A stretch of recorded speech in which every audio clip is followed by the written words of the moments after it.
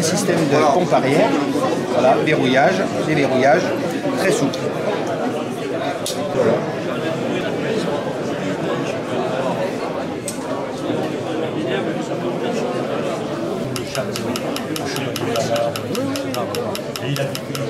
Si on prend tous les exploits qu'il a fait, plus ça me passe.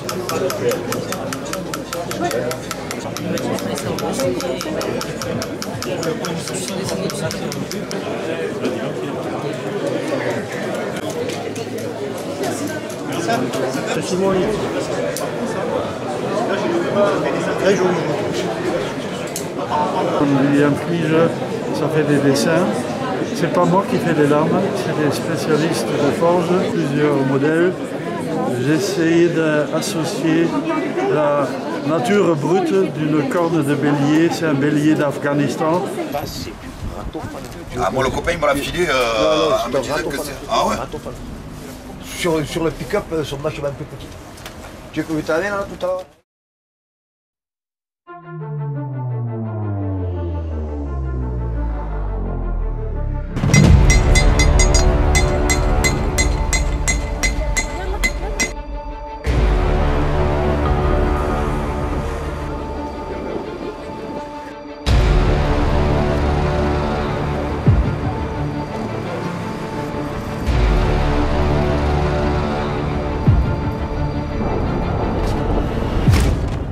Ça c'est avant, ça c'est après.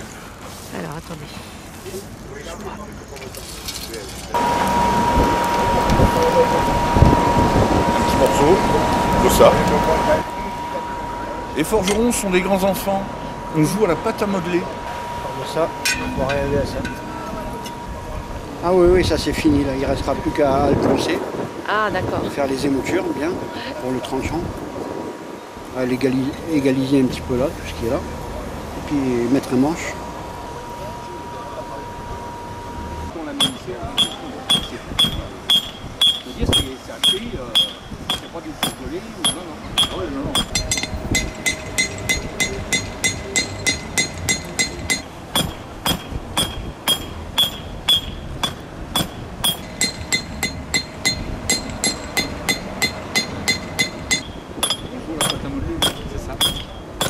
Un peu chaud la pâte à modeler.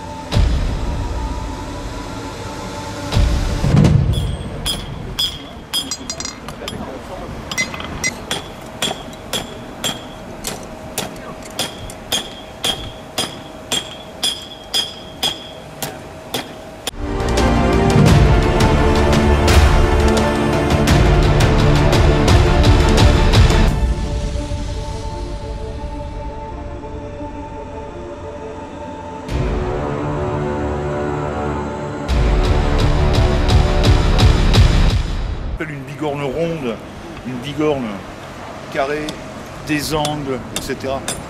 Avant, c'était juste un morceau d'acier qu'on appelait un tas. C'était une pièce carrée. L'expression apprendre sur le tas, c'est ça. Ah d'accord. L'apprenti, l'enclume était sacré. C'était rare et cher. Donc, on n'allait pas former les apprentis sur une enclume, mais sur juste un bout de carré, le tas.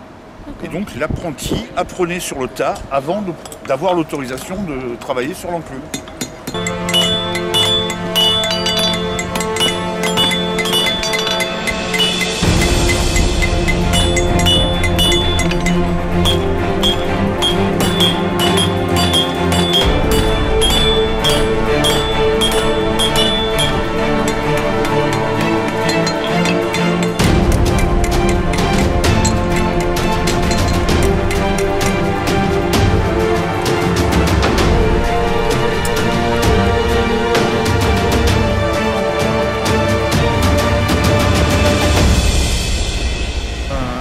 dedans, le marteau peut vous échapper. Quand il y a du public, c'est quand même mieux si on le garde en main. Là, vous avez un truc de rigolo. Oui. On a, enfin je viens de ce qu'on appelle, nous, tomber la pointe. C'est-à-dire qu'en fait, la pointe du couteau qui va être droite, je l'ai mise en bas. Pourquoi? Parce que lorsqu'on va taper ici pour former la lame, la pointe va remonter toute seule. Si on la fait droite, on essaye de faire tout de suite la courbure du couteau. Quand on va taper sur les côtés, on va envoyer le métal, ce que je disais tout à l'heure, on joue la pâte à modeler, on va envoyer le métal ici et ça va faire une banane. Donc pour éviter la banane, on descend la pointe et quand on va la taper, ça va remonter. Celle-là, elle est amortie, elle a un son amorti. Celle-là, si vous enlevez la chaîne, elle sonne comme un diapason. Le son ne s'arrête pas. Là, le son il est sec. Ouais, il est sec. On a le son du coup, mais on n'a pas la note qui tient pendant plusieurs secondes. Si vous enlevez la chaîne, ça va faire ding. Point de départ, c'est une vieille lime de mon grand-père. Donc c'est une lime qui date des années 40-50 dans ces eaux-là. Voilà, sa deuxième vie. Dans les aciers actuels, donc même dans votre voiture, il y a un pourcentage d'acier médiéval qui date du 15e. Parce qu'à partir du 15e, on a recyclé l'acier. D'accord. Pour autre chose que faire des armes. L'acier, c'est toujours recyclé. À l'époque, on cassait les épées des autres, ou on les tordait, mais elles n'étaient pas jetées. Elles étaient récupérées et elles étaient retransformées.